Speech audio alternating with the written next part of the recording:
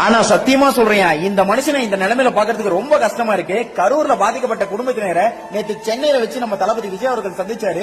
அந்த பாதிக்கப்பட்ட குடும்பத்தினர் அவரை சந்திச்சுட்டு வெளியே வந்து பிரஸ் மீட் கொடுக்குறாங்க பாருங்க. அதுல அவங்க சொல்லும் போது நமக்கே ரொம்ப கஷ்டமா இருக்கு.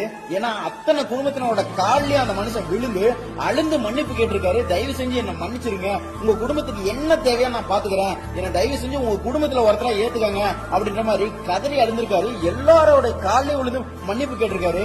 இதெல்லாம் அவங்க வந்து சொல்லும் போது அதை பார்க்கும் போது நமக்கே ஒரு ரொம்ப கஷ்டமா இருக்கு.